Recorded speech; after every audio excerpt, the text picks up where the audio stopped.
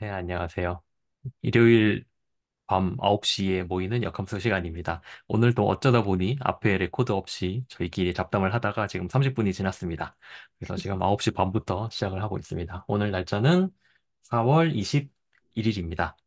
네, 저희는 여전히 느리지만 천천히 이 책을 교양인을 위한 수학사 강의라는 이 책을 읽고 있습니다. 음, 오늘부터 할 내용이 제목이 굉장히 흥미를 끕니다. 불가능한 삼각형이라고 되어 있어요.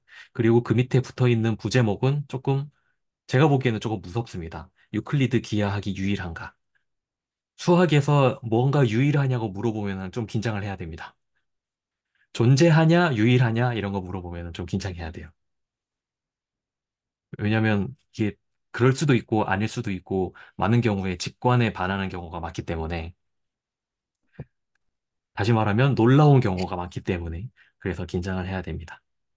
근데 사실 앞부분에는 그 유클리드 기하학을 벗어나는 내용은 거의 나오지는 않아요. 사실은. 그냥 보니까. 앞에서 한 7, 8페이지 정도까지는 계속 유클리드 기하학 범위 내에서만 얘기를 하는 것 같아요.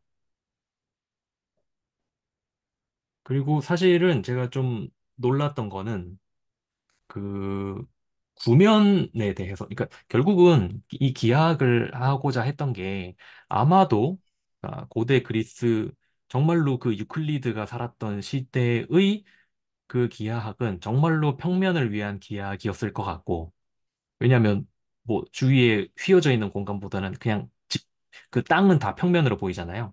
건물도 직선이고 전부 바닥도 다 평면이고, 그래서 평면에서만 정말로 했을 것 같은데 이제 항해를 시작하면서 중세에 들어서 항해를 시작하면서 물론 그때도 예전부터 지구가 둥글다는 건 알고 있었죠. 그런데 아마 그 지구가 휘어 있다는 거를 느낄 정도로 멀리까지 인류가 갈 수 있었을까? 그건 잘 모르겠습니다만은 항해를 시작하면서 이제 정말로 제대로 된 측량이 필요해지지 않았을까 싶습니다.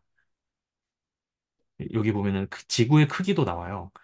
지구의 지름이 뭐 적도에서 재면은 12,756이고 그 북극 남극 지나게 재면은 12,756, 12,714. 뭐 이 정도면 거의 차이가 안 나는 거 아닌가 싶을 정도로 40km면 서울 크기가 40km보다 큰가요? 서울 동서 또는 남북 크기가 40km보다 왠지 클 것 같은데? 어떨지 모르겠네. 아무튼 뭐 비슷한 스케일이라고 치고 그 지름이라고 해봤자 그냥 서울 크기 정도밖에 차이 안 나는? 그 정도면은 거의 구라고 보아도 되니까 그냥 구라고 가정하고 해도 되고 그런데 구면 삼각법이라는 얘기가 나옵니다. 요게 그러니까 삼각법이라는 게 결국은 삼각형 이렇게 그려가지고 뭐 그 두 점의 위치 알고 그다음에 뭐 각도 알면은 나머지 한 점의 위치는 어디쯤이 될까 약간 이런 건데 이게 분명히 평면에서 삼각형을 그릴 때 이걸 계산하는 거랑 지구를 구라고 가정하고 구면 위에서 계산할 때랑 분명히 다를 거잖아요. 그러니까 구면 위에서 이 삼각법과 각도와 거리를 측량을 어떻게 할 것인지 이거에 대한 얘기가 구면 삼각법이라는 이름으로 나옵니다. 그런데 처음에는 뭐 당연히 실용적 계산을 위해서 그러니까 필요하니까 당장 그 뭐 항해를 하는데 필요하든 그 필요하기 때문에 계산을 했었고 그리고 사실은 그게 음 정확히 어느 부분인지 제가 못 찾겠는데 음 요런 표현이 나와요. 지금 책에 제가 243쪽을 보고 있는데요. 밑에서 한 여섯 밑에서 다섯 번째 줄. 그러니까 이 발전은 고전적인 유클리드 기하학의 틀 안에서 일어난 혁신으로 보일 수 있었다. 여기 약간 어떤 느낌이냐면은 그 예를 들어서 공면을 우리가 상상을 하잖아요. 지구의 구면 같은 이런 공면을 상상하면은 우리는 항상 어떤 생각을 하냐면은 어떤 그 직교 좌표계, 그러니까 X, Y, Z축이라는 그런 좌표계가 있고, 그러니까 그런 아주 평평한 평평한 좌표계가 있고 그 위에 구가 올라가 있다라고 보통 생각을 하잖아요. 그리고 우리가 곡선을 그리더라도 우리 그래프 그리듯이 곡선을 그리려면 항상 곡선을 어떤 식으로 상상하냐면은 XY 평면이라는 아주 평평한 공간이, 그러니까 그거보다 한 차원 큰 공간이 이미 있고 그 안에 곡선이 놓여 있다. 이런 식으로 상상을 하잖아요. 그러니까 항상 그렇게 상상하는 게 좀 편하다고 해야 되나? 그렇게 하는 게 더 이게 좀 뭐라 그럴까요? 마음의 안정감이라고 좀 표현이 이상하기는 한데 그렇게 해야 뭔가 우리가 잘 이해할 수 있을 것 같고 잘 해석할 수 있을 것 같은 약간 그런 느낌을 주죠. 근데 사실은 꼭 그럴 필요가 없다는 게 어떻게 보면은 그 여기 나오 이 12장에서 말하고자 하는 내용, 그다음에 수학과에서 저는 하나도 모르지만 그 미분기하학이라는 과목에서 말하고자 하는 내용이 아닐까 싶어요. 아무튼 계속 조금 책을 보면은요. 음, 그 유클리드 기하가 어쨌든 유클리드라는 수학자가 만든 걸 테니까 이왕이면은 제가 화면 공유를 하면서 뭔가 얘기를 하면은 조금 좋을 것 같아서요. 제가 그만 화면 공유를 하고 얘기를 한번 해보겠습니다. 유클리드 기하학 공리. 그 유클리드 기하학의 공리가 5개 있는데요. 그러니까 예, 여기 제5 공준이 나오더라고요. 네네네, 맞습니다. 그러니까 공리가 그러니까 이 단어는 좀 어려운데 그냥 성질 또는 약속 그렇게 보면 될 것 같아요. 그러니까 성질이라는 단어로 바꿔도 저는 크게 틀리지 않다고 생각을 합니다. 여기 보면은 뭐 이런 내용이 나오거든요. 서로 다른 두 점이 주어졌을 때 그 두 점을 잇는 직선을 그을 수 있다. 이거 너무 당연해 보이잖아요. 뭐 직선을 그을 수 없는 경우를 우리가 상상하기 어렵잖아요. 그리고 임의의 선분은 더 연장할 수 있다. 연장할 수 있겠죠. 뭐 더 너머로 더 이어서 연장하면 되니까. 그리고 서로 다른 두 점 A, B에 대해서 A를 중심으로 하고 A, B를 반지름으로 하는 원을 그릴 수 있다. 약간 이런 느낌이죠.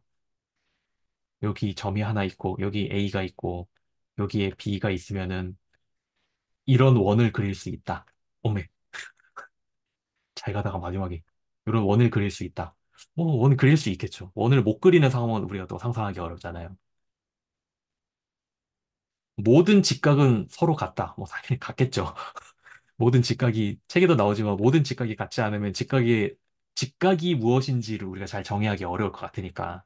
1, 2, 3, 4번은 너무나 자명해 보이는데 문제는 요 5번이었대요. 5번이 말이 되게 어렵거든요. 그 말을 제가 해석을 해보면은 임의의 직선이 두 직선과 교차할 때 이것도 제가 그림 그려볼게요. 어떤 두 직선이 있어요. 이렇게 교차를 해요. 아, 이렇게 순서예요. 이렇게 임의의 직선이 두 직선과 교차할 때 교차되는 각의 내각의 합이 두 직각보다 작을 때 여기 말하는 거거든요. 여기. 요거 두 개를 더했더니 만약에 180도보다 작더라. 그러면은 이 두 직선을 계속 연장하다 보면은 언젠가 만날 것이다. 요 얘기거든요. 이게 평행선 공리라고 이게 돼 있어요. 근데 이제 수학자들이 그 되게 보이고 싶었던 게 뭐냐면은 그 공리는 일종의 성질 또는 약속인데 이 공리는 당연한 얘기지만 개수가 적을수록 좋거든요. 개수가 적을수록 좋고 만약에 1, 2, 3, 4번을 이용해서 5번이 증명이 된다면 사실 5번은 필요가 없는 거예요. 음. 왜냐면 이건 그러니까 공리로서의 자격이 없는 거예요. 쉽게 말하면은. 왜냐면 굳이 이걸 없어도 1, 2, 3, 4번은 1, 2, 3, 4번이 있으면 5번을 당연히 성립하는 거니까. 그럼 굳이 필요가 없는 거잖아요. 1, 2, 3, 4번은 서로 독립적인 어떤 약속이라고 치면은 그걸 보이고 싶었던 거예요. 5번이 혹시 그러니까 1, 2, 3, 4번으로 유추되는 게 아닐까라는 그걸 보이고자 했던 거의 2000년에 가까운 삽질의 역사가 있죠. 기하학에서. 그래서 여기 보면은 그 얘기가 계속 나옵니다.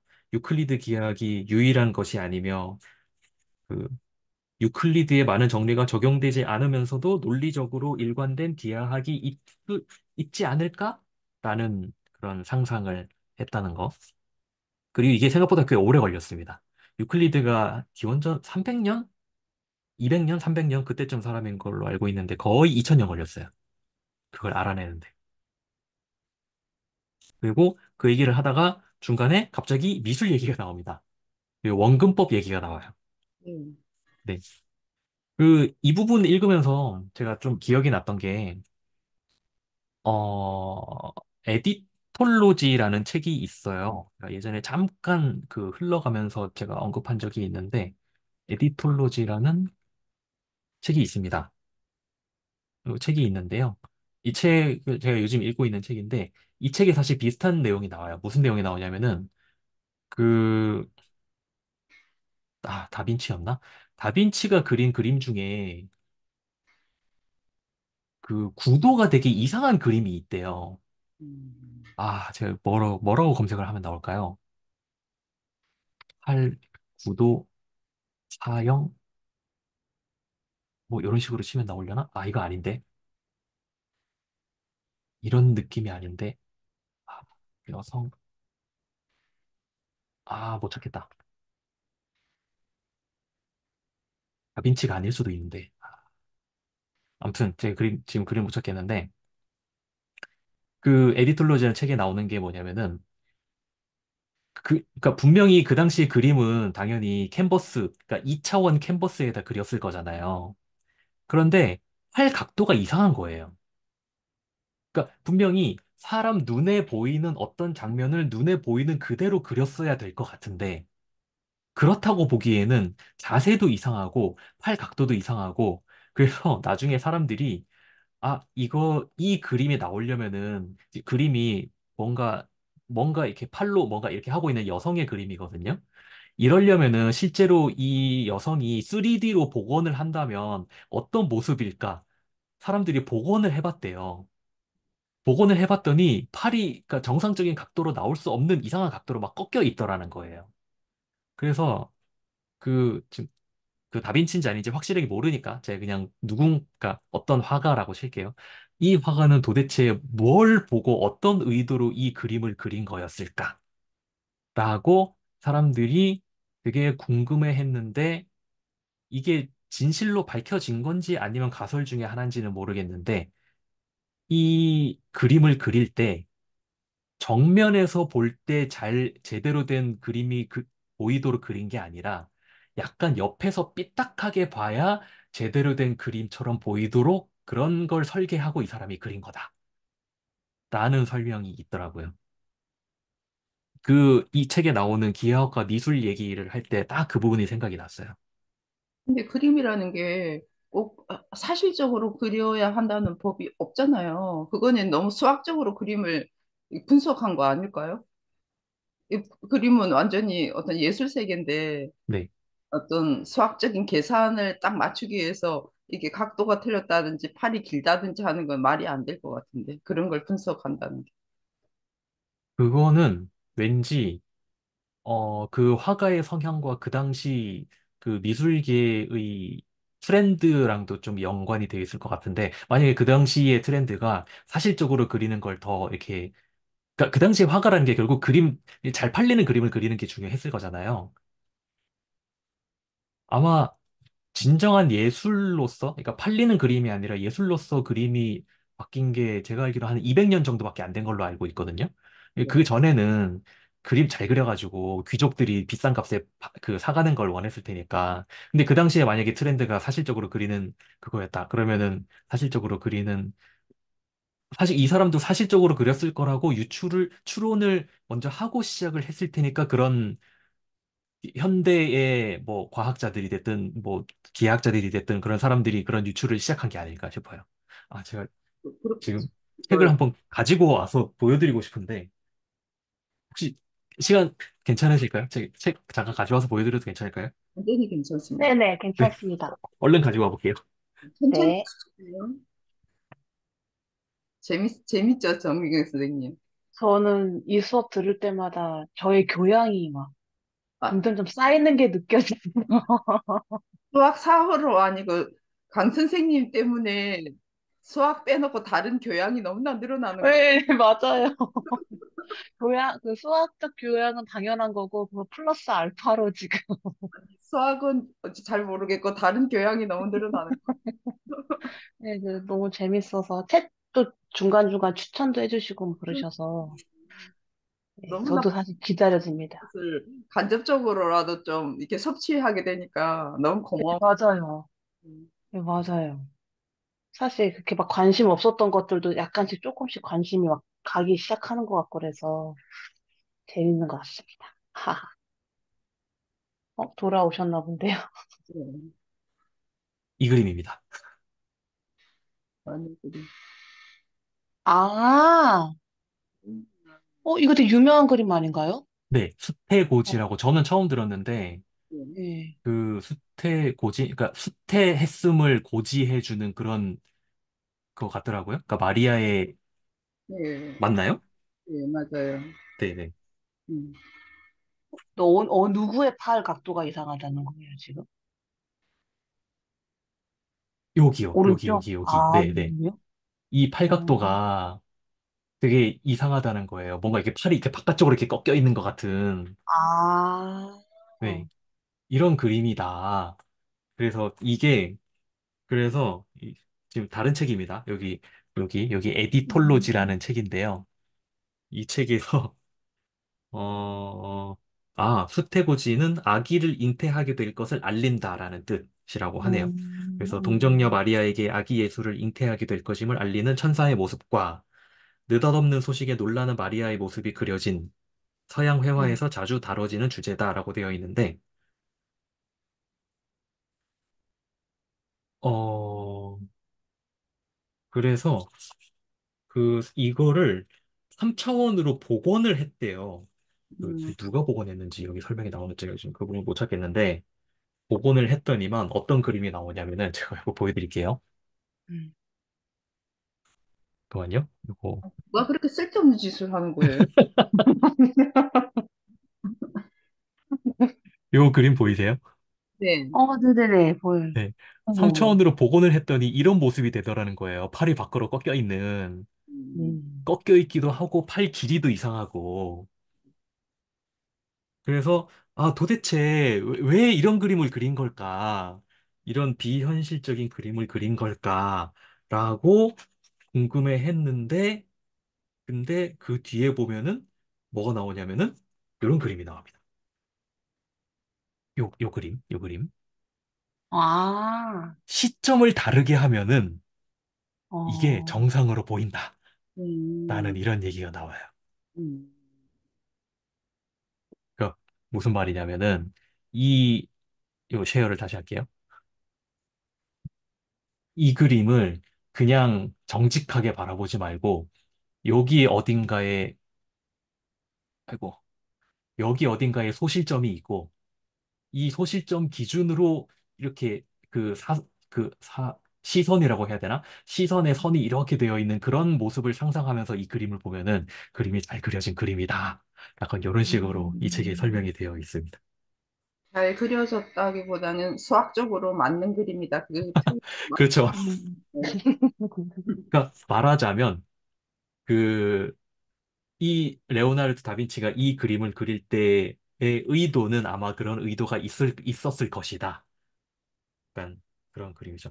가설이래요. 그리고 이 책에 음, 보니까 가설인데 그런 가설의 근거가 이 그림이 그 그러니까 큰 성당의 높은 벽에 그러니까 되게 높은 쪽에 걸려 있었어서 어차피 아무도 이 그림을 정면에서 볼 수가 없었기 때문에 네. 아, 사람들이 이 그림을 볼 법한 각도에서 봤을 때 잘 그림이 좀 이쁘게 보이는 그걸 생각하고 그렸을 것이다. 이런 가설이 있어요. 너무 천재인데요. 그러니까. 와, 만약 그 사실이면 진짜 천재다. 와. 네. 그러니까요.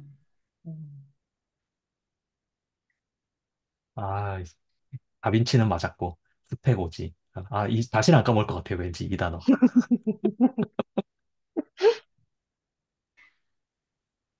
음, 음, 요, 옛날 사람들은 한 사람이 너무 많은 능력을 가지고 있는 느낌이 좀 많이 들어요.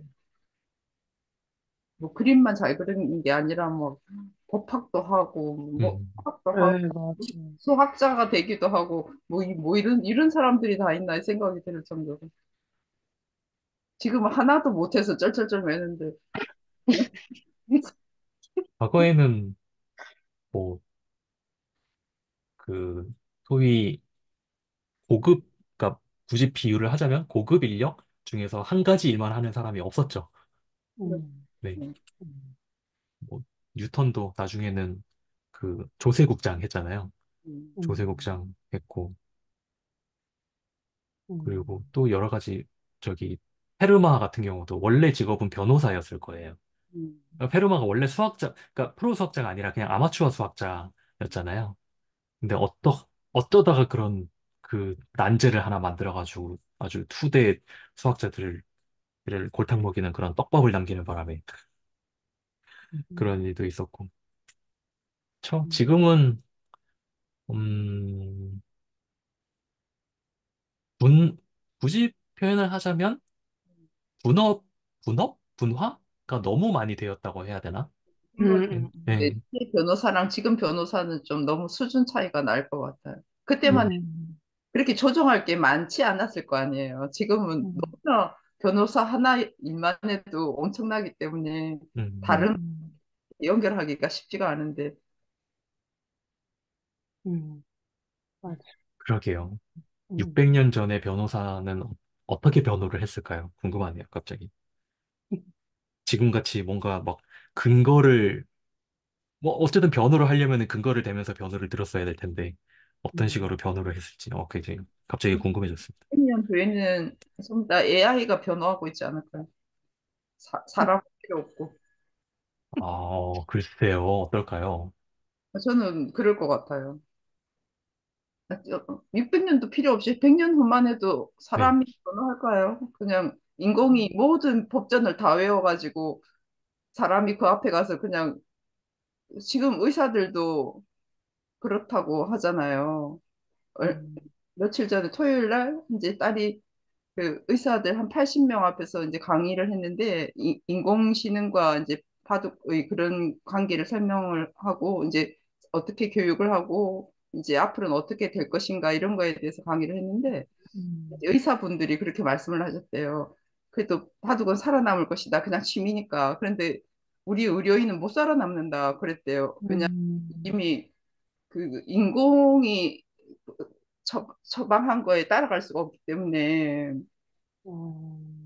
사람들이 인공이 하는 걸 자기 이건 목숨을 걸고 어떤 것을 선택을 해야 되는 거라 음, 20년 후에 어떤 인생이 될지 굉장히 두려움을 느낀다. 이제 그런 식으로 음, 얘기를 했다고 저한테 그 강의가 끝나고 난 다음에 저한테 이제 그 뒤풀이를 이제 알려줬거든요. 전화로. 굉장히 두려움이, 인공에 대한 두려움이 그냥 크더라. 그냥 의사들은 편하게 사는 줄 알았더니 뭐 그게 음, 아니었다. 그리고 이제 전공의 관계 뭐 이런 이제 여러 가지 얘기들을 했다고 하긴 하던데 그래서 음, 그러니까 뭐 의사만 그러겠냐. 지금 다 전문직이라고 하는 것들이 결국은 그 사람이 만든 인공에 다 무릎 꿇고 사람이 그 법전을 다 알 수도 없고 판사도 나중에 인공이 딱 앉아가지고 땅땅땅 할 거 음, 아니겠냐고 그 멀지 않은 미래에 다 그렇게 되고 그래서 사실은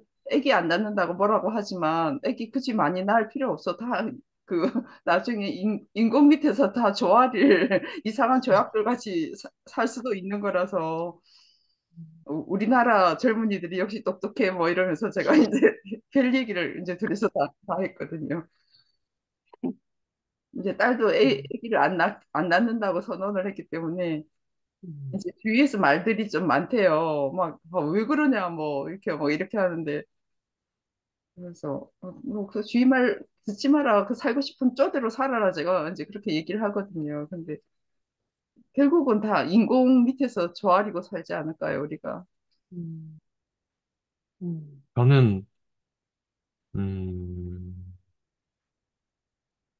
저는 그렇게까지 되지는 않을 거라고 보는 게, 예, 일단 그러니까 의사를 대체할 수 있냐 같은 경우도 정말로 딱 그 어떤 뭐 병변을 판단하는 거라고 할까? 그런 숫자만 보면은 굉장히 잘하는 거는 맞거든요.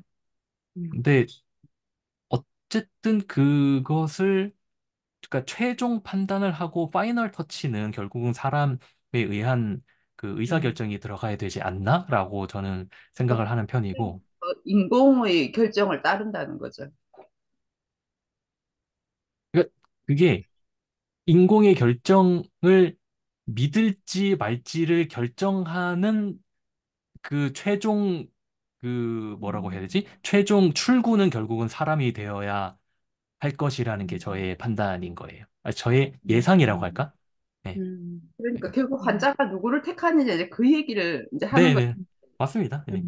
예, 이제 의료 입장에서는 인간이 그 인공을 그 판단을 못 따라간다는 거죠. 결국은 지금도 벌써 다 역전이 되어 있고 음, 그래서 이제 수술도 다 인공이 사실은 수술을 하잖아요. 그러니까 로봇팔도 다 수술도 음, 하고 하기 음, 때문에 물론 뭐 간단한 감기는 이제 옆에 있는 동네 의사가 뭐 하긴 하겠지만 결정적인 목숨이 오가는 상황에서는 이제 인공의 판단이 너무 중요해졌고 그러니까 아주 중요한 것들을 결정할 때는 이제 겁나게 어떤 인공의 판단을 구해야 되는 그런 세상이 올 게 너무나 분명 무섭잖아요. 또 저는 모르지만 뭐 강화학습 이런 걸 통해서 인공도 자기 스스로 뭐 더 개발을 한다면서요.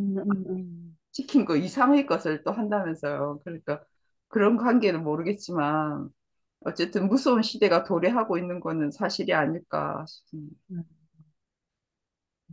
그 수술 같은 경우는 그 인공지능이 의사를 대체하는 것보다 인공지능이 수술을 대신하는 건 훨씬 더 어려울 겁니다. 왜냐면은 지금 현재 그러니까 로봇 수술이라고 하면은 대표적인 게 몇 가지가 있거든요, 실제로. 일단, 정미경 선생님 어제 직문수 끝나고 나서 계셨었나요? 같이 들으셨나? 그, 아, 저, 중간에 나갔어요, 중간에. 네. 그때 예. 나왔던 게 그 내시경 안에 들어가는 음, 로봇. 네. 그다음에 그 복강경 수술이라고 해서 팔 이렇게 여러 개 나와서 하는 그런 로봇. 그다음에 척추 수술 로봇. 제가 아는 거 요거 세 가지가 있고 그 말고 더 있나? 더 있는지는 모르겠는데 세 가지 다 일단 사람 없이 정말로 그 기계가 알아서 하는 거는 너무나 요원한 일이고 현재로서는 그리고 사실 그마저도 그 그러니까 일종의 그 신뢰도 문제라고 저는 보는데 신뢰도 신뢰성이라고 할까? 그러니까 릴라이어빌리티를 우리말로 뭐라고 해야 돼? 안정성, 신뢰성 아무튼 그런 느낌인 건데 이거를 예전에 제가 그런 거를 한 적이 있어요. 그 실제로 척추수술 로봇을 이렇게 기획을 해가지고 우리 이런 거 하려고 합니다. 라고 해서 의사분들 이렇게 모아놓고 설명을 쫙 했거든요. 그랬더니 막 의사분께서 하시는 말이 그러니까 척추수술의 전체 과정을 쭉 설명을 해 주시더라고요. 뭐 이렇게 뭐 저기 절개하고 오픈하고 그 다음에 뭐 어떻게 뭐 하고 이렇게 하는데 그 중에서 이 로봇이 쓰일 수 있는 것은 전체 이만큼 중에서 딱 요만큼이다. 요만큼 중에서도 그 척추에다가 이렇게 그 나사 박는 거 있잖아요. 그 나사 박는 거를 조금 가이드를 해주겠다는 그건데 이것도 그 지금 사람이 하는 것에 비해서 월등하게 편하지 않으면은 결국은 이 기계는 안 쓰게 될 것이다. 약간 이런 식으로 설명을 하더라고요. 그래서 하나 더 있다. 뇌수술 로봇도 있구나. 이 뇌 수술이라기보다 시술이라고 하는 게 더 맞겠네요. 그러니까 뇌 그 특정 지점에다가 그 전극 꼽는 그런 로봇도 또 하나 있거든요. 이건 로봇이라고 하긴 좀 애매하긴 한데. 아무튼 지금 제가 머릿속에 있는 거는 그 네 가지 정도가 있는데 그 네 가지 전부 다 기계가 알아서 해주는 거는 사실 거의 없어요. 현재로서는. 그리고 앞으로도 혹시나 가능하다고 해도 결국은 누가 거부할 것 같냐면은 의사랑 환자가 그걸 거부할 것 같아요. 제 생각에는. 아, 그래요. 네네네. 음, 그리고 사실은 이건 좀, 이 부분은 정말로 제가 잘 모르고 하는 얘기긴 한데, 그런 저 로봇이란다.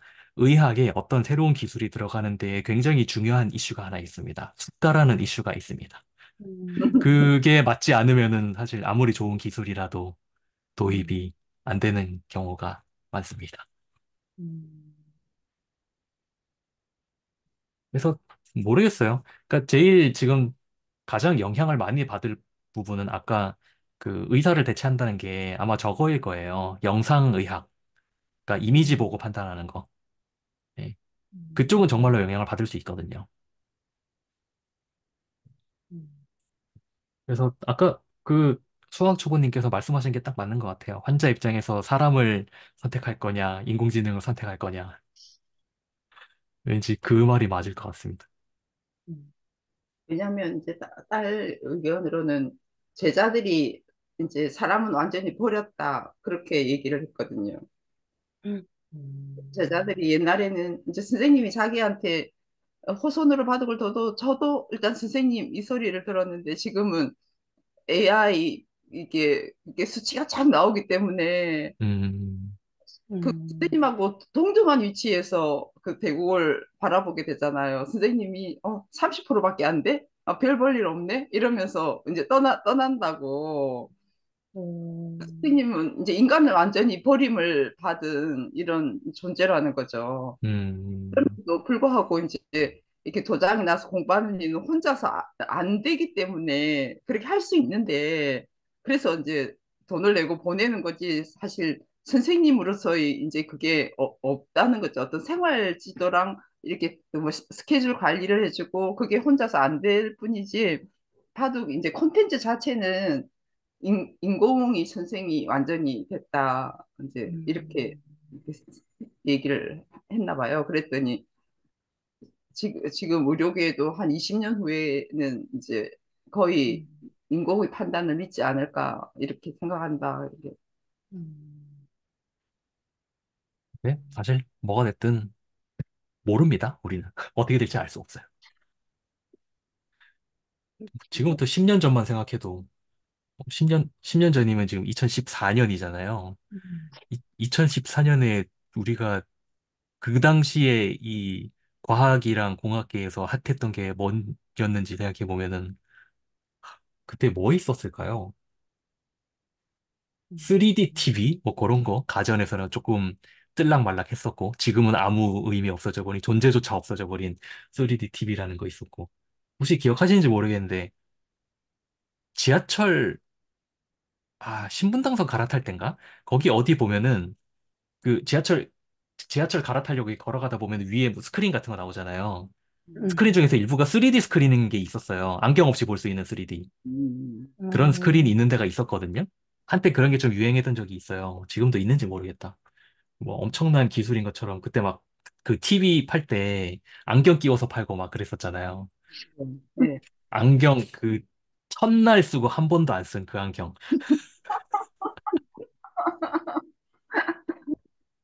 또 뭐 있었을까? 기술적으로. 아무튼 뭐 몇 가지 있었는데 뭐 그중에서 지금 10년 지난 지금 살아남은 게 뭐가 있을까요? 거의 없으로 보는데. 광고를 했었죠. 그리고 특히 그거 뭐지?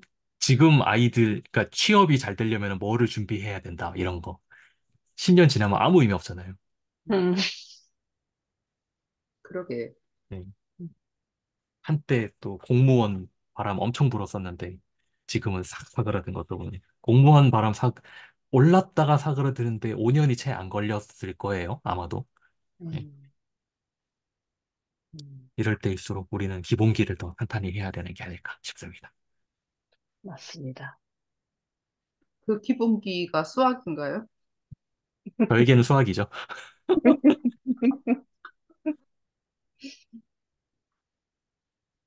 책 내용으로 다시 들어가겠습니다. 르네상스 화가들은 그림만 그린 게 아니라 전쟁과 토목 공사에 동원되었다라는 얘기가 나오고 그러면서 그, 그 다음 페이지에 보면은 되게 재밌는 얘기가 하나 나오는데 투명 캔버스 얘기가 나와요. 음, 그게 뭐냐면 사람 눈에 보이는 장면을 그대로 담으려면 어떻게 담아야 될까라고 해서 한쪽 눈만 보이도록 이렇게 한 다음에 그 어떤 풍경이 보이는 그 시야각에다가 정확하게 캔버스, 투명 캔버스 갖다 놓고 그걸 보이는 그대로 따라 그리면은 풍경을 그대로 그릴 수 있지 않을까라는 이런 얘기가 나오는데 사실은 이게 그냥 직관적으로 보면은 뭐 그냥 당연히 그렇겠지라는 생각이겠지만 사실은 이게 뭘 얘기하고 있는 거냐면은 그 그러니까 영어로는 프로젝션, 수학적 영어로는 사형, 근데 일상의 용어로는 투영을 얘기하고 있는 거죠. 지금 내가 보이는 풍경에 이 보이는 물건들이 다 다른 거리에 있는 거잖아요. 근데 음, 그거를 평면에다가 담는다는 거는 결국 이런 그 내 음, 눈과 캔버스의 한 점과 사물 사이에 선을 그은 다음에 그 만나는 점을 찾겠다. 약간 그런 의미잖아요. 그러니까 결국은 이게 수학적으로 보면은 사형에 해당이 되는 거고 음, 그런 식으로 점점 더그 기하학을 여러 방면에서 사용을 하기 시작한 것 같습니다. 그 중에 하나가 미술이라는 얘기를 한 것 같고요. 또 한 가지 되게 흥미로웠던 부분은 246쪽인데요. 투영, 여기 뒤에서 여섯 번째 줄입니다. 그렇다면 투영을 하더라도 변하지 않는 기하학 도형의 성질은 무엇일까? 사실 이거 한 번도 제가 생각해 본 적이 없는 질문이어서 조금 재밌었는데, 점은 점으로 남는다. 직선은 직선으로 남는다. 라는 거. 근데 이것도 사실은 그 평평한 공간에서만 이게 성립을 하겠죠. 왜냐하면 직선을 구면에다가 투영하면은 직선이 안 될 테니까 음. 안 될 것 같거든요. 제 생각에는. 투영을 어떻게 하느냐에 따라서. 근데 일단은 여기는 평평한 공간만 생각하는 것 같아요. 근데 완벽한 평평함이 존재하나요? 음, 그거는 어, 인위적으로 만들지 않는 한 그냥 그런 건 잘 없을 것 같아요. 상상 속에서만 존재한다고 봐야 되지 않을까요? 음, 저는 그렇게 생각합니다. 인위적으로 만들지 않으면 완벽한 평평한 건 없을 것 같아요. 이렇게. 음, 현실적으로. 네, 네, 네. 완벽한 평평함이라. 그건 글쎄요. fantasy 같은 느낌이 좀 들거든요. 이제 이런 책을 읽다 보니까 자꾸 쓸데없는 질문을 계속 해보게 되는 것 같아요. 왜냐하면 수학자들이 자꾸 따지니까 네. 우리도 좀 따져보자 이러면서 그런 생각을 해보게 되는 것 같아요. 이 평면이면 그럼 그 완벽한 평면이야? 뭐 음. 이런 질문이 생각이 나고 이렇게 왜요? 수학자들한테 그런 걸 좀 배운 것 같습니다. 그 쓸데없는 거 따지는 거. 우주 공간은 평평할까요? 궁금하네. 그러니까, 공간이 어떻게 평평할 수가 있어요? 그러니까 제가 방금 우주 공간은 평평할까라는 건 어떤 느낌이냐면, 아인슈타인의 상대성 이론이 말해주는 게 어떤 그러니까 무거운 물체가 있으면 지구가 됐든 태양이 됐든 그런 무거운 물체가 있으면 그 주위에 공간이 휜다는 거를 이렇게 말해주는 건데, 여기 책에도 시공간이 휜다고 나와 있는데 네네네. 시간이 휜다는 게 뭘까? 제가 그걸 그 줄에서 한참 생각을 했거든요. 공간 아, 이해를 하겠는데 네네네. 시간은 음, 어떻게 휜다는 거야? 이걸 제가 그 음, 줄을 읽으면서 정말 이렇게 생각을 해도 좀 상상이 잘 안 되더라고요. 근데 아인슈타인은 어쨌든 시공간이 휜다고 한 거잖아요. 네. 그게. 그래서 네네네. 그걸 좀 잘 이해를 해보고 싶다. 제가 읽으면서 그 생각을 했거든요.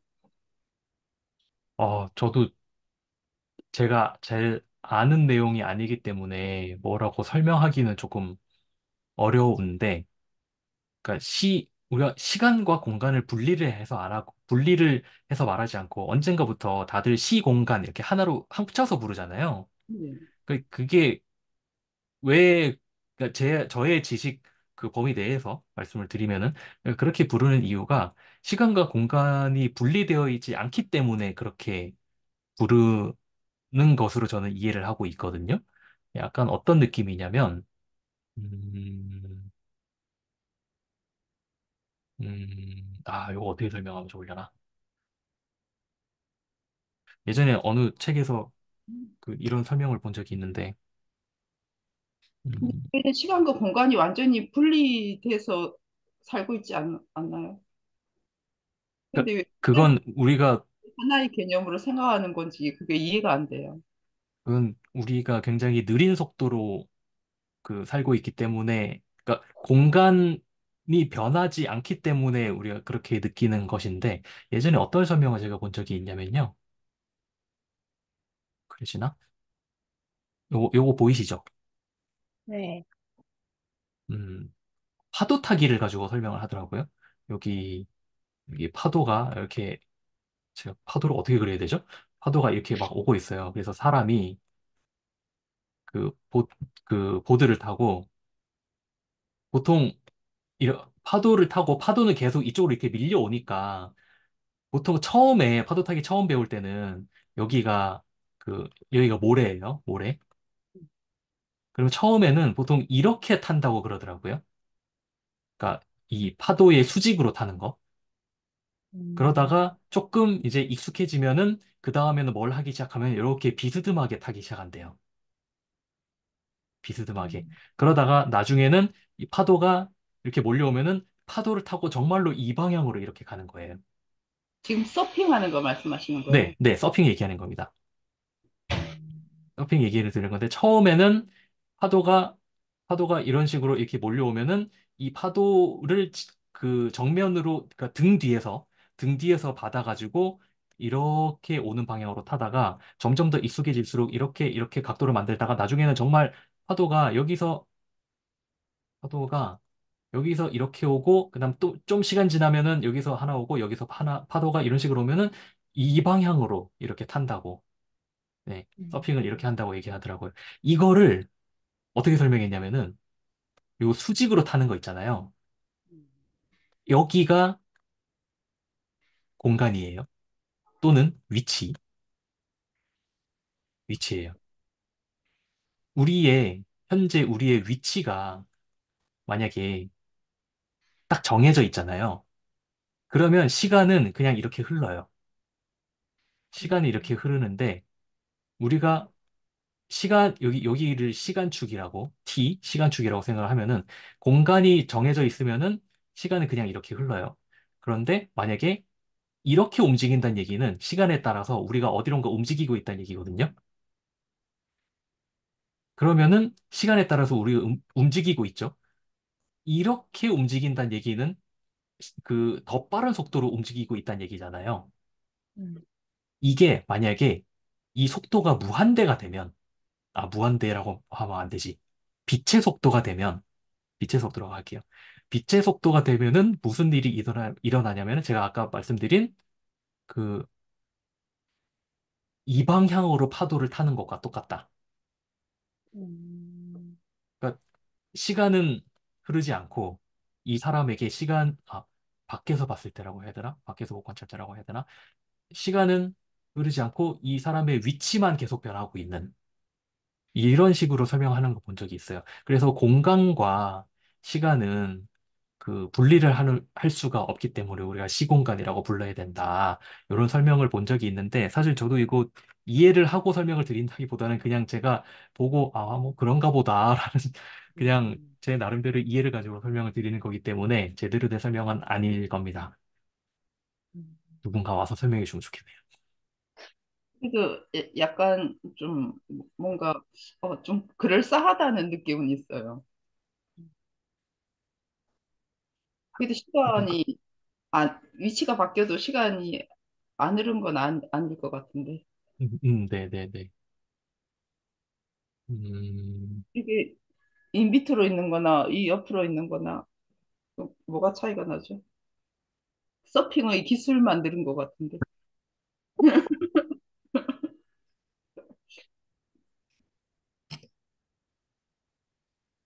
음, 보통 그 광속불변? 그 다음에 뭐죠? 음. 그러니까 그러니까 시간이 왜 그 속도에 따라서 달라지는가를 보통 그걸 설명하기 위해서 많이 드는 그 그림이 있어요. 음, 잠시만요. 그거 제가 한번 보여드릴 수 있을지 모르겠는데, 아마 워낙 유명한 그림이라서 찾으면 나올 것 같은데, 음. 방속 불변이라고 치면 나오려나? 아, 거울이 나와야 되는데.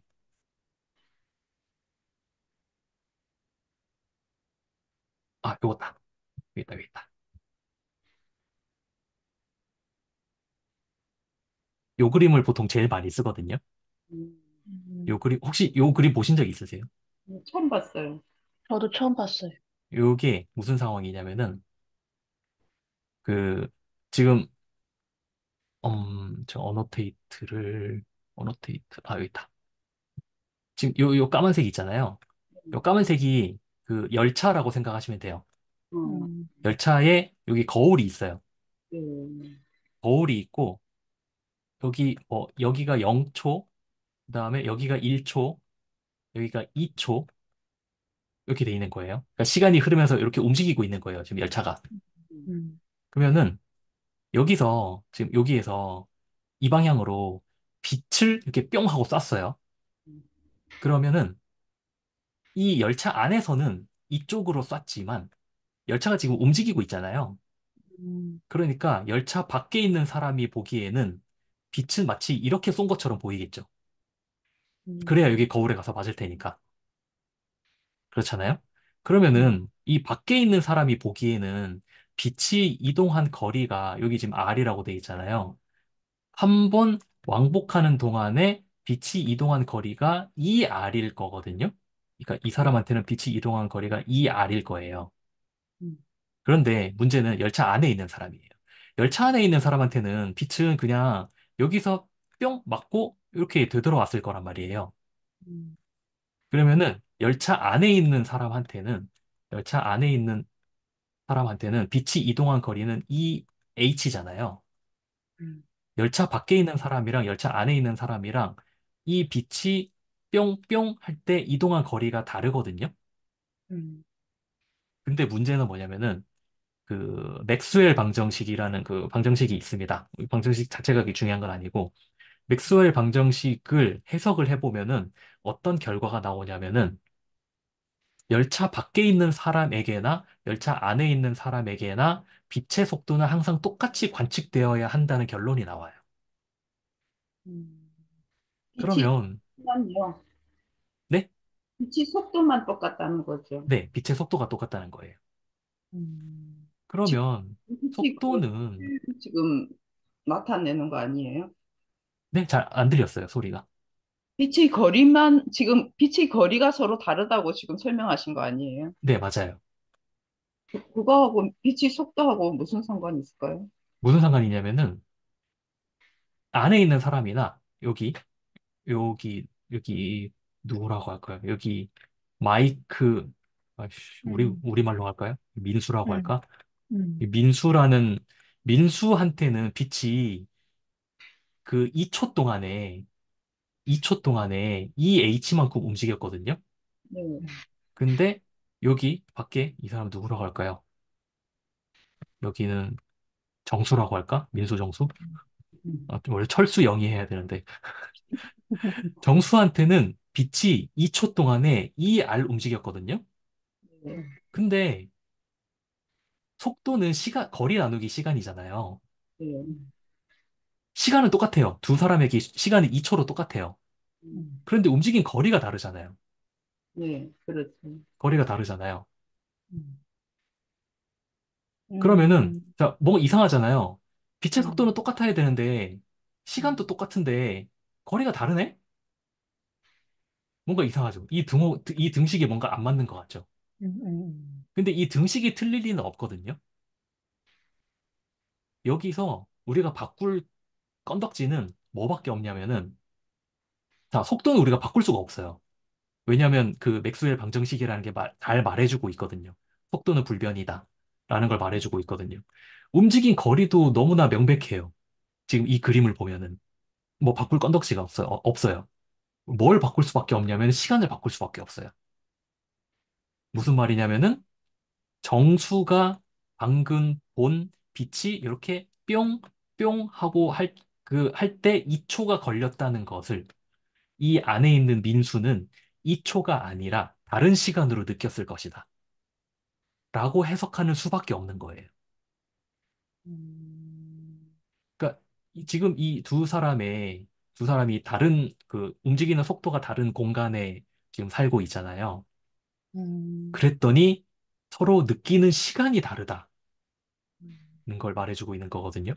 무슨 말이냐면은 요, 요 안에 음, 아니다. 이 설명은 조금 저도 자신이 없어서 이 설명은 안 할게요. 아무튼 이 그림을 가지고 보통 제일 많이 설명을 해요.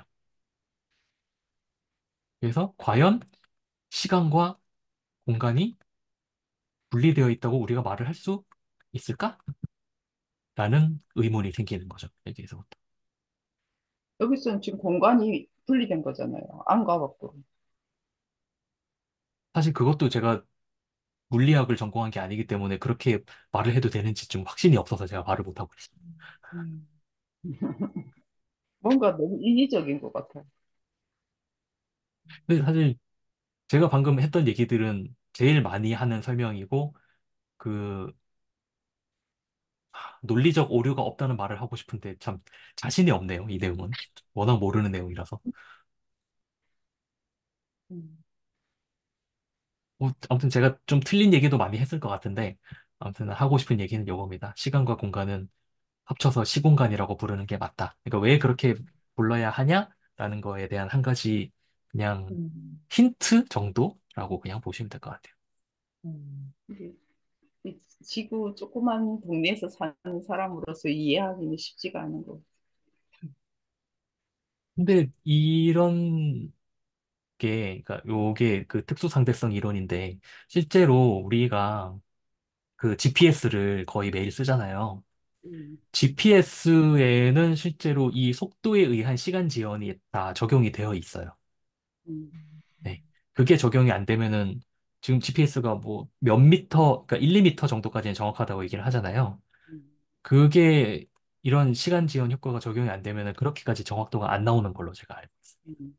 음, 그러니까 아인슈타인 상대성 이론이 사실 우리의 모든 것들을 거의 다 지배하고 있다. 이렇게 봐도 되는 거예요.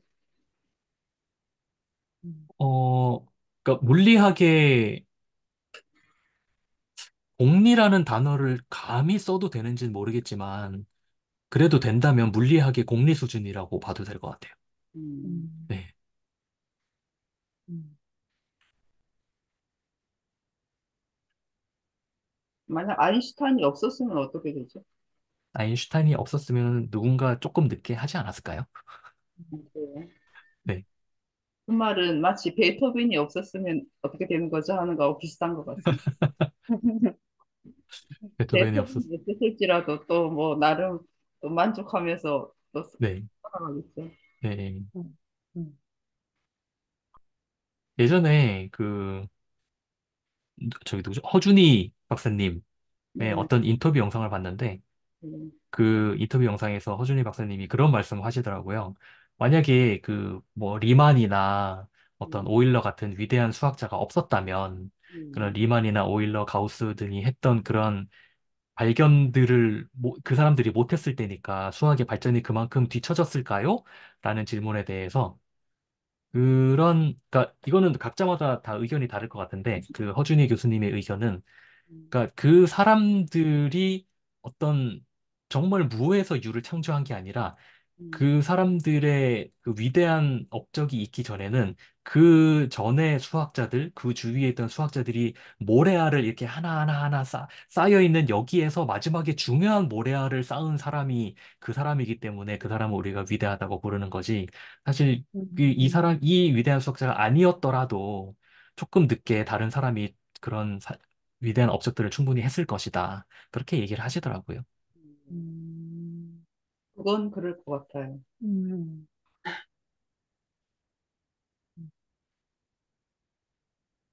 그리고 일반화할 수는 없지만 실제로 보면은 그 뭐랄까.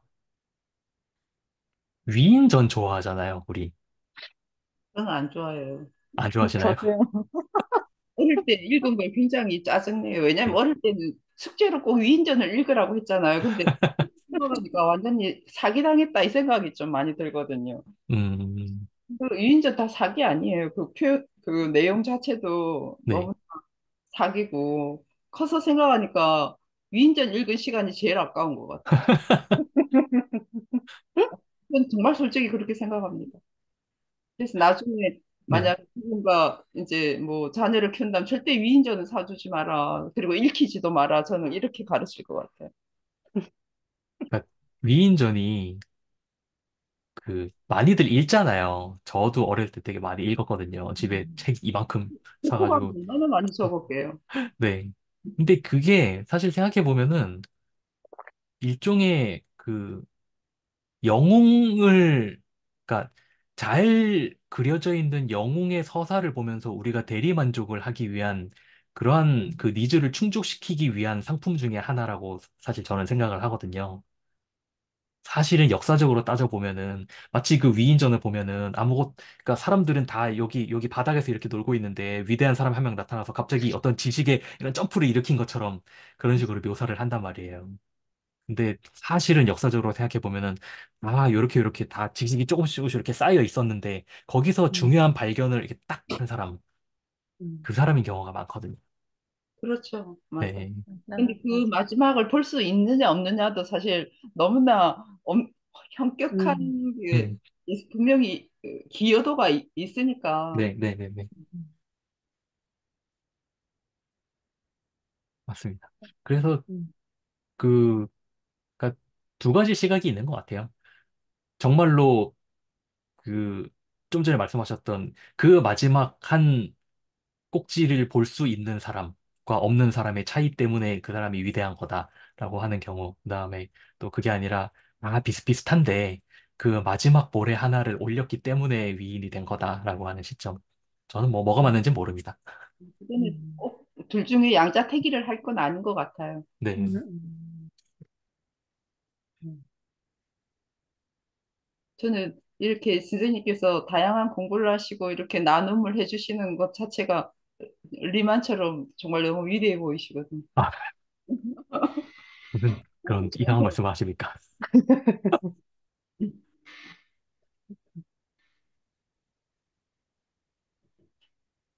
그리고 제가 요 영상을 왜 찾았냐면은 음. 그 요 방금 좀 전까지 하던 내용, 지금 미술 얘기 우리 막 했잖아요.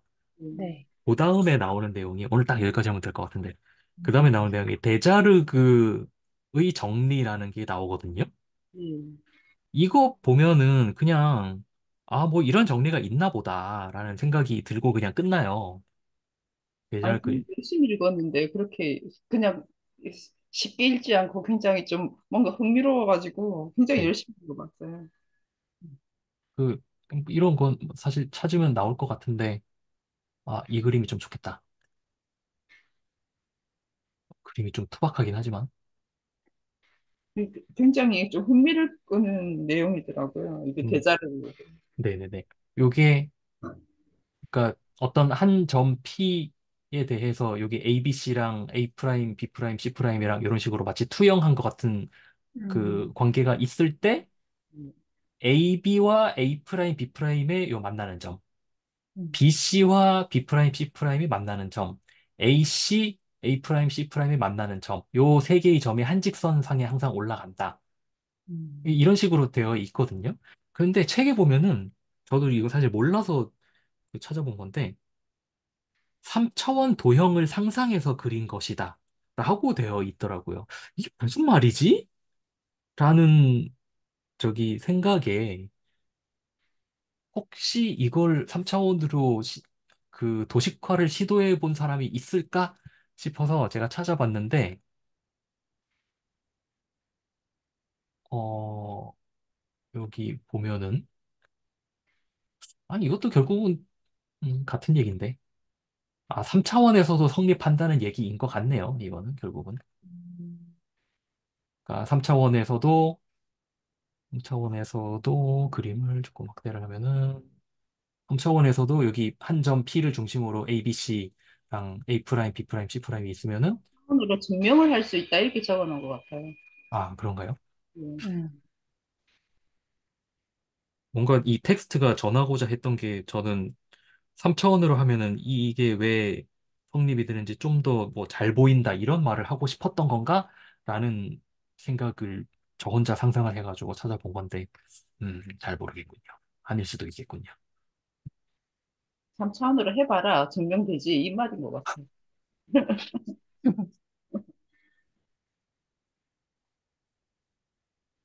아, 역시 지오지브라의 세계는,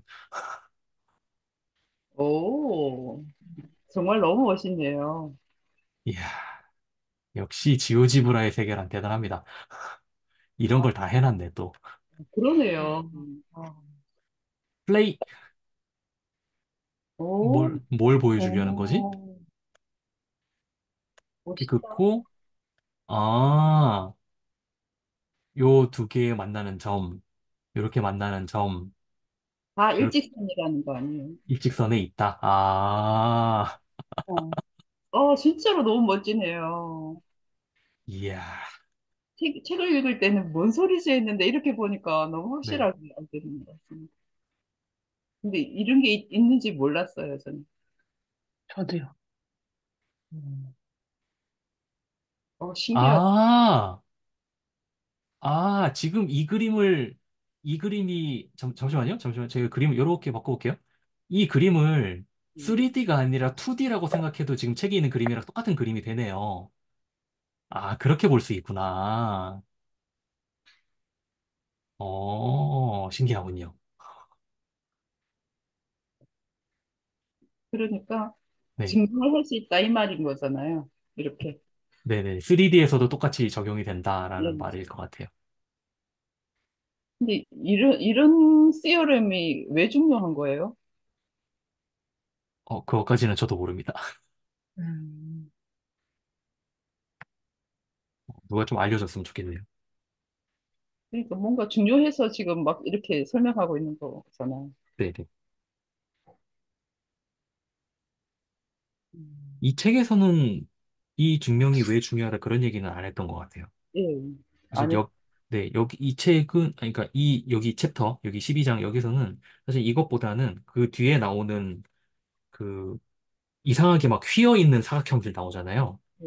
그런 것들이 더 중요한 것 같은데, 사실 이 부분은 제가 읽으면서도 이해를 못했어요. 예전에 처음 읽을 때. 요 뒤에 나오는 그 평행하지 않은 그 변을 가지고 있는 정사각형? 직사각형 그런 거 음, 그리잖아요. 도대체 예. 무슨 말을 하고 싶은 건지 전혀 이해를 못했었는데, 한 번 더 읽어보고 제가 이해를 할 수 있을지 한번 노력을 해보겠습니다.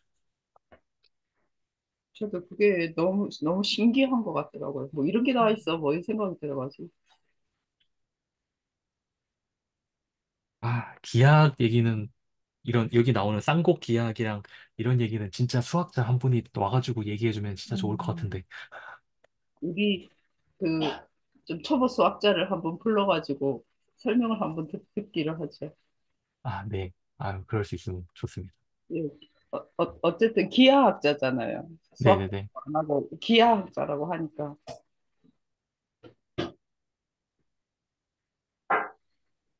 정말 지오지브라의 세계란. 여기 지오지브라가 음, 이런 식으로 뭔가 기하학적으로 도형 그린 다음에 그러니까 사람들이, 유저가 이렇게 인터랙티브하게 뭔가 만질 수 있도록 이런 거 되게 많이 올리거든요, 여기에. 네.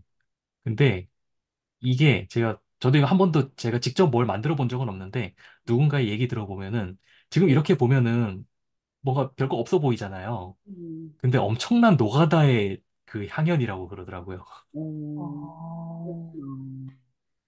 아니, 어, 컴퓨터로 그냥 적절히 조정한 거 아니에요? 그러니까 그렇게 되도록 누군가가 이런 그 UI라고 해야 되나? 이런 그 그림을 만든 거죠. 음, 그러니까 사용자 입장에서는 되게 심플해 보이는데 예. 이렇게 동작하도록 만드는 이걸 누군가를 만들었을 거잖아요. 그 만드는 과정은 굉장한 그 노가다라는 거죠. 저는 이제 이런 것만 보면 인공지능이 0.1초 만에 했겠거니 저는 이제 이런 생각 사람이 하나도 수고를 안 했을 것 같아요. 음. 제가 예전에 수업에 썼던 것 중에서, 아, 여기 있다. 이런 것도 있어요. 요게 뭐냐면은, 지금 요 까만색 바, 그다음에 녹색, 노란색, 빨간색이 전부 다 그 길이가 고정돼 있는 거거든요. 네. 음. 그리고 이 까만색은 완전히 지면에 고정돼 있는 그런 막대기예요. 음, 네. 그때 요거를 이렇게 움직이면은 저기 주황색 바가 움직이는 거 보이시죠? 네. 아, 네, 네. 요거. 음, 음, 네, 음. 이것도 지오지브라로 만든 거거든요. 음, 여기서 제가 이 길이도 이렇게 길이는 이걸로 바꿔야 되나? 길이도 이렇게 바꿀 수 있고, 우와. 그다음에 요거 하다 보면은 실제로 이거 지금 제가 수업에 활용했던 그거거든요. 이렇게 보면은 뭔가 되게 잘 움직이잖아요. 음, 근데 이 길이를 내가 잘못 세팅하면은 어떤 상황을 만들 수 있냐면은 이렇게 아예 못 움직이는 상황도 만들 수 있고, 네, 음, 이 이상은 더 이상 못 움직여요. 음. 이런 상황도 만들 수 있고, 그다음에 애니메이션이 있을 텐데 여기. 이거 아닌데? 아, 요거다. 이렇게 애니메이션 기능도 있고, 우와. 진짜 신기하네요. 네네. 그러니까요. 와. 아, 지오지브라의 세계는 정말 대단해요. 지오지브라로 그 사람들이 언제 생긴 거예요? 지오지브라요? 음. 전 엄청 들었기 어, 때문에. 여긴 없네. 지오지브라가 언제 생겼을까요? 지오지브라, 100년 안 됐을 거예요. 지오지브라는 언제, 지오지브라, 아, 위키백과가 있구나. 이런 건 위키를 봐야죠. 2002년에 만들었대요. 예? 얼마 안 2002년. 음. 됐네요. 네. 음. 근데 이 개발자는 이걸로 해서 돈을 벌 수 있었을까요? 이거 돈 아니죠? 오, 지오지브라로 돈을 벌었는지는 모르겠는데, 지오지브라를 만들 정도의 사람이면은, 그거 말고도 자기 갖고 있는 그 스킬셋이 많아서 돈을 벌었을 것 같아요.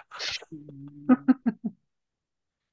아니, 아까 엄청난 노가다를 했다고 하니까 거기 네, 들은 만큼의 그 사람은 수입을 가지는 게 사실은 맞잖아요. 근데 네. 이렇게 공짜로 써버리면 그 사람이 노가다는 그냥 사람들의 기쁨을 위해서 언니 좀 수입이 되어야 되지 않을까 하는 생각이 들어가지고. 음, 모르겠습니다. 지오지브라를 보통 많이 하는 게, 막 이런 거 말고, 막 곰돌이 같은 거 그리고 막 하거든요. 어, 아, 여기 있다. 이거 그린 거예요. 어. 그래프로. 네. 그래프 하나하나 그린 거예요. 여기 직선 하나 그리고, 네. 원 그리고, 여기 동그라미 그리고, 여기 반원 그리고, 삼각형 그리고, 이런 식으로 해서 그린 거예요. 근데 이게 왜 중요해요? 재미죠. 그냥 재미. 뻔, 그냥 뻔이죠, 뻔. 어, 네. 음. 그러니까 이런 작품들을 말씀드린 거예요. 어. 지오지브라의 세계라는 게. 이런 거. 도라에몽. 어, 아, 지금 요 보이세요? 왼쪽에 이거 보이세요? 네. 네. 점. 요거 0,0의 점 찍고, 그 음, 다음에 아, 4,0의 점 찍고, 음. 그 다음에 여기 반원 그리고, 여기 입의 아래쪽 요거 반원 그리고, 선분 그리고, 이거 선 하나하나 다 한 땀 한 땀 해가지고 도라에몽 그린 거예요. 노가다 한 거네, 진짜. 네. 어. 이런 거 많이 합니다. 이런 거는 덕후들이 하는 거예요? 학자들이 하는 거예요? 학자도 덕후에 포함되기 때문에 저는 그냥 덕후가 한다고 보면 되지 않을까 싶습니다. 음, 학자가 되려면 덕후가 돼야 됩니다. 음, 음. 제가 어제, 어쩌다 보니까 별 얘기를 다 하게 되는데, 어제 그 수학 친구들 그 모임 있잖아요. 음, 수학의 즐거움에서 스피노프 돼서 나가신 그 모임 있잖아요. 음, 그 음, 모임에 인바이트를 받아가지고 음, 어제 저기 들어갔었거든요. 들어가, 들어갔는데, 제가 누가 오늘 물어보더라고. 오늘 뭐 했냐? 그래가지고, 아, 오늘 저녁에 스터디 있어가지고 스터디 들어갔다. 그랬더니만, 아, 역시 학자들은 그런 게 취미 생활이구나. 라고 얘기하더라고요. 그렇죠. 취미 정도 돼야지 학자가 되겠죠.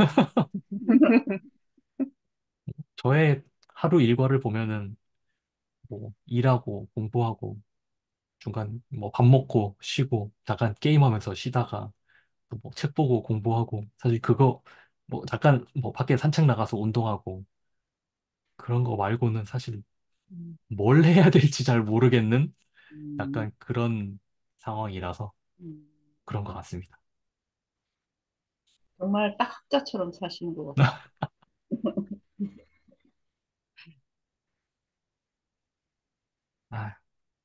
아, 아무튼 오늘, 음, 저희가, 지금 저희가 보고 있는 이 챕터는 음, 비유클리드 기하학 얘기를 하려고 하는 챕터이지만 오늘까지는 일단 유클리드 공간 내에서만 놀았습니다. 예. 그런데 아마 다음 주부터는 실제로 유클리드 공간이 아닌 공간에 대해서 우리가 좀 이해를 해봐야 되는 그런 순간들이 찾아올 것 같습니다. 그래서 음, 저도 조금 바짝 긴장을 하고 음. 다시 한번 꼼꼼히 읽어보고 준비를 해서 오도록 하겠습니다. 너무 재밌어서 감사드립니다. 아이, 재밌어 해주셔서 고맙습니다. 실질적으로 재밌잖아요. 전 재미없는데 재밌다 소리 절대 못해요. 제가 정말 수학을 싫어하고 못하고, 제가 결국 그 고등학교 미적분도 못하겠다고 이제 그 리, 리더 선생님한테 말씀을 드렸거든요. 이제 일주일에 문제를 이제 두 문제씩 내놔라. 이제 채널지기님이 오셔가지고 쉬운 문제를 내면서 풀면서 이제 진도를 나가라 이렇게 했는데 그래서 이제 리더 선생님이 문제를 내주셨는데 문제를 보니까 너무 깜깜한 거예요. 그래서 아 이거 내가 할 수 있는 게 아니구나 하고 제가 두 손을 들고 제가 너무 죄송한데 진짜 내 능력으로는 이 고등학교 미적분 못 따라가겠다. 그래서 이제 나는 더 이상 출석을 안 하겠다고 이제 말씀을 드린 거예요. 그러니까 이제 역함수 하나 남았잖아요, 제가 뭔가를 좀 해보려고 했는데, 아니, 고등학교 미적분은 정말 좀 따라가 보자, 이렇게 했는데, 아, 결국은 나는 이게 안 되는구나, 이걸 굉장히 많이 좀 절감을 하고, 이렇게 의욕이 있어도 할 수 있는 게 아니다. 제가 그걸 완전히 깨달았거든요. 그래서 이제 역함수 하나 남았는데, 역함수는 어쨌든 뭐, 구체적으로 잘 몰라도 희닥거리면서 제가 좀 지나갈 수 있으니까, 선생님한테 죄송하지만 재밌고, 네. 그래서 퇴출 안 당하고 열심히 좀 보고 싶습니다. 아유, 얼마든지 음. 제가 여기에서 뭐 문제풀이나 그런 거 할 생각은 전혀 없기 때문에 그런 부담 같은 거는 없이 그냥 즐기러 와주시기만 하면 됩니다. 네, 맞습니다. 그러면 너무 고맙죠. 어쨌든 문제도 없지만 쓸데없는 질문도 너무 재밌고, 또, 음, 왜냐하면 또 상상치 못했던 어떤 세상들이 있다는 걸 제가 여기 와서 많이 보거든요. 음, 왜냐면 제가 사는 세상은 너무 좁기 때문에 그냥 하루 일과도 굉장히 좁고, 그동안 배워왔던 것도 너무나 좁고 더 이상 이렇게 넓히지 못했던 어떤 그런 것들이 있는데 기껏 해봤자 뭐 글을 읽어도 인문학적인 글을 읽지 이과적인 글을 읽지는 않거든요. 그거는 뭐 너무 끔찍하기 때문에 뭐 어디서 뭘 읽어야 될지 모르겠고 가끔씩 뭐 이렇게 뭐 유명한 책들이 있으면 뭐 좀 진화나 뭐 이렇게 생물학적으로 이런 걸 읽어볼 수는 있지만 이런 물리나 수학적으로는 정말 접하기가 힘들잖아요. 근데 어떤 다른 세상이 있다는 걸 보는 그런 즐거움이 있습니다. 아까 기차 밖에서 그 빛을 봤다고 할 때 음, 제가 그 생각을 했거든요. 제가 어쨌든 수학 밖에서 이렇게 수학자들이 해놓은 것들을 이렇게 이알로 보는 즐거움이 있다. 제가 아까 음, 그런 즐거움을 이렇게 느꼈다. 이렇게 말씀드리고 싶습니다. 이 모임에서는 그 정도만 가져가셔도 충분할 거라고 생각합니다. 음. 더 이상 알 필요도 사실은 별로 없고요. 알지도 못하고. 혹시 제가 뭐 잘못 건드려가지고 이상하게 돼가 뭐 재생 버튼이 있어서 눌렀더니 막 코수염이 이상하게 가고 막 그러네요. 굉장히 재밌습니다. 아, 지오지브라도 한번 저는 이런 거 보면은 아, 나도 이거 가지고 뭐 좀 재밌는 거 만들어 보고 싶다라는 생각 항상 하는데 좀 엄두를 못 내고 있어요. 저는 제가 인공 공부를 하면 그 어떤 작곡 같은 걸 좀 공부를 해보고 싶거든요. 이제 제가 뭐 음대 이런 건 안 나왔지만 내 나름대로 인공을 통해서 그런 것들을 좀 한번 보면 좋겠다 이런 생각은 좀 해보고 있는데 뭐 인공을 모르니까 근데 어떤 이런 옛날에 선생님이 한번 그 보여주신 거 있잖아요. 음악 여기 어떤 음악이 나오고 그때 제가 그 한번 본 적이 있어가지고 그런 공부는 따로 좀 해보고 싶다 그 생각을 그때 좀 했었어요. 아, 작곡. 저 그 궁금한 건 하나 생겼어요. 여기 아까 말씀드렸던 그 에디톨로지라는 책이 있잖아요. 오늘 네, 한 50분까지만 하고 끝낼게요. 그 에디톨로지라는 책에 보면 바흐 얘기가 나오거든요. 네. 바흐가 그 조를 만들었다면서요. 네. 그래서 십이음계. 그 평균율이라고 하나? 네, 평균율이라고 해서 12음계 만들고 그 다음에 약간 작곡을 시스템화했다? 음, 약간 그런 음, 식으로 표현을 하더라고요. 음, 근데 어떻게 표현을 하냐면은 저 책에서는 그러니까 그렇게 함으로 인해서 작곡이 편해진 그러니까 뭔가 체계적으로 그러니까 이거 다음엔 이게 나오고 이거 다음에 이게 나오고 그런 식으로 뭔가 체계화가 딱 됐기 때문에 작곡이 편해진 대신 재미가 없어졌다. 약간 이런 식으로 표현을 했던 것 같아요. 그래서 아, 이게 이렇게 받아들일 수도 있구나. 라는 생각을 조금 했었거든요.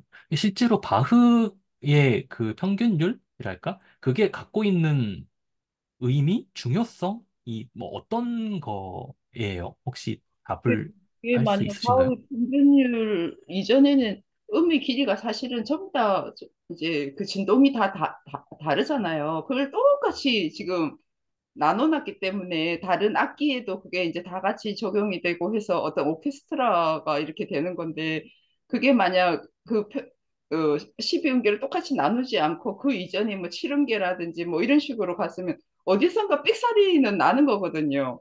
아주 음, 미세하게 들어가면 그러니까 똑같이 정형화된 거에 의해서 이제 재미는 없다고 할지 몰라도 바흐가 끼친 음악사의 영향력은 정말 무지막지한 거죠, 사실은. 아인슈타인의 E는 MC 제곱하고 맞먹지 않을까요? 그건 재미있다, 없다, 뭐 이렇게 따질 성질은 아닐 것 같아요, 제 생각에는. 음, 그 음악의 어떤 신기원을 어, 창시했다, 이렇게 봐야 될 것 같아요, 제 생각에는. 네. 아마 이 부분이었을 것 같은데, 아, 맞나? 모르겠다. 지금 저기 에디톨로지 책 얘기하는 겁니다. 여기 보면은 그 챕터 하나의 제목이 뭐냐면, 클래식을 좋아한다면 절대 카라얀을 욕하면 안 된다. 라는 챕터거든요. 저는 카라얀이 누군지도 몰랐는데, 이걸 보고 알았는데, 굉장히 유명한 지휘자죠. 음, 근데 카라얀, 이렇게 말한다는 얘기는 카라얀을 욕하는 사람이 많으니까 이런 얘기를 하는 거겠죠? 그렇죠. 그래서 이 부분이 아닌가? 아무튼 바흐 얘기가 나오는데 그래서 좀 그 부분 읽으면서 궁금해졌어요. 아, 바흐가 도대체 어떤 중요한 영향을 끼쳤길래 그런 얘기를 하는 걸까? 그런 게 조금 무지무지한 궁금해졌습니다. 영향을 끼친 거죠, 사실은. 그래서 그 음의 길이가 똑같아졌기 때문에 뭐 그다음부터 모든 것들이 다 가능해진 거잖아요, 사실은. 음, 그전에는 어쨌든 아주 미세하게라도 차이가 났었는데 그걸 정확하게 이제 12음계로 나눠놨기 때문에 어떻게 생각하면 과학적으로 해놨다 이렇게 해놨다 네. 이게 표현이 좀 맞는 것 같네요. 음, 그전에는 그냥 진동에 의해서 그 길이를 해가지고 듣기 좋은 소리 뭐 이런 식으로 해도 어쨌든 미세하게 길이가 차이가 나는 거거든요. 네네. 예. 음, 바흐가 자녀가 스물 몇 명이라고 했나? 하여튼 엄청난 몇 명인지 하여튼 제가 알기로는 되게 엄청나게 자녀가 많았다고 들었는데 몇 명인지 모르겠지만 하여튼 새로운 세상을 연거신 것만은 틀림없습니다. 그 자녀들은 다 어떻게 살았는지 모르겠지만 저 같은 그러면, 20대 다 기억 못할 것 같아요. 그러면 알게 모르게 바흐의 후손이 되게 많이 있겠군요. 현재 살아있는 사람들 중에서. 그렇죠. 그 DNA가 어디에선가 있겠죠. 아, 오늘은 여기까지 하겠습니다. 시간도 많이 늦어가지고. 아, 네. 네. 감사합니다, 선생님. 네. 오늘 또 늦게까지 함께 해주셔서 감사합니다.